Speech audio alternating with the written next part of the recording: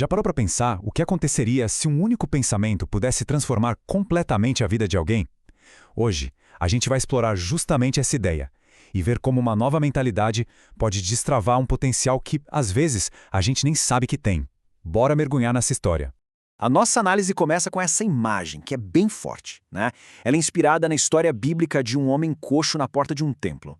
Ele é um símbolo de como as nossas batalhas internas, aquelas que ninguém vê, podem acabar nos acorrentando, nos impedindo de viver a vida em sua plenitude.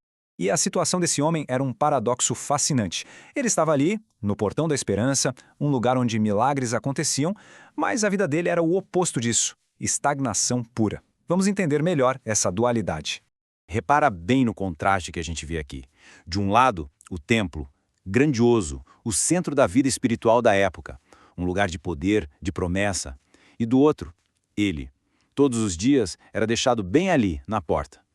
Tão perto, mas ao mesmo tempo completamente à margem, sabe? Excluído justamente da transformação que aquele lugar todo representava. E não era uma porta qualquer, não.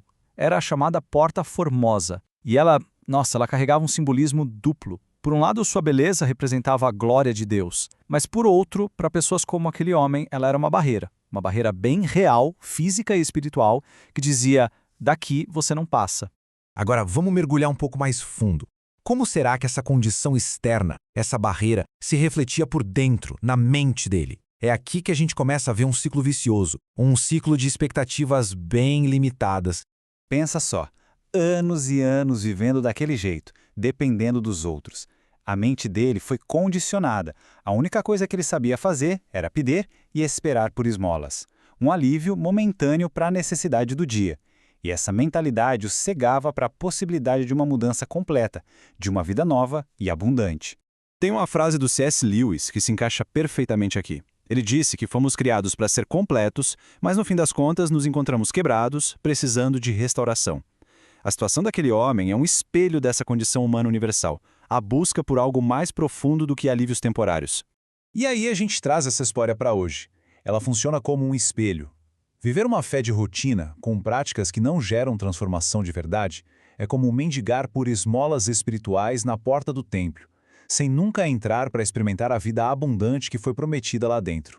Só que a rotina daquele homem estava com os dias contados. A chegada dos apóstolos Pedro e João foi o que marcou o grande ponto de virada dessa narrativa. O homem fez o que ele sempre fazia, o automático. Pediu dinheiro. Só que a resposta que ele ouviu, ela desafiou toda e qualquer lógica material. Fica a pergunta, o que é que se pode oferecer a alguém quando não se tem nem ouro nem prata? A resposta para essa pergunta ia mudar absolutamente tudo. E a resposta de Pedro foi uma quebra total de paradigma. Olha, prata nem ouro eu não tenho, mas o que eu tenho, isso te dou. Percebe? A oferta não era um remendo, um conserto temporário. Era um presente que ia mudar a vida dele para sempre. Não era o que ele tinha pedido, mas era exatamente o que ele mais precisava. E o ponto-chave aqui, o mais importante, é a fonte desse poder. Não vinha de Pedro, nem de João. A cura foi liberada com uma declaração. Em nome de Jesus Cristo Nazareno, levanta-te e anda. Era a autoridade e o poder que existem nesse nome que tornaram o milagre possível. Ok, agora vamos dar uma olhada no resultado de tudo isso. Porque a transformação não foi pela metade, não foi parcial. Foi completa, total. Mudou cada pedacinho da vida daquele homem. A cura foi na hora, imediata. Naquele instante, os pés e os tornozelos dele ganharam firmeza. E ele não só se levantou, ele deu um pulo, entrou no templo pela primeira vez na vida e a reação dele, pura alegria e adoração. Isso mostra uma coisa muito legal sobre a verdadeira transformação. Ela sempre leva à ação e à gratidão. Mas o milagre foi muito além do físico, sabe? Pensa no lado social. Ele foi reintegrado na comunidade da qual estava excluído. No espiritual, ele finalmente ganhou acesso ao templo. E talvez o mais importante, a identidade dele mudou. Ele deixou de ser definido por sua limitação para se tornar um testemunho vivo do poder da restauração. E o impacto disso foi público.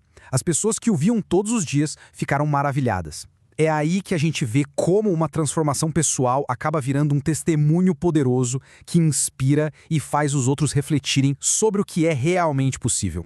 E tudo isso nos traz para a nossa parte final, o momento de conectar essa história tão antiga com a nossa própria jornada. A frase "levanta-te e anda" não é só uma lembrança do que aconteceu lá atrás. É um convite contínuo, um chamado para sair de qualquer estado de limitação para uma vida de propósito, liberdade e ação. E tem uma citação do John Piper que resume perfeitamente o destino final dessa jornada. Ele diz que a verdadeira alegria está em conhecer e desfrutar de Deus como o maior tesouro. É isso. A transformação tira a gente daquela mentalidade de buscar alívios temporários e nos leva a encontrar uma alegria de verdade, duradoura.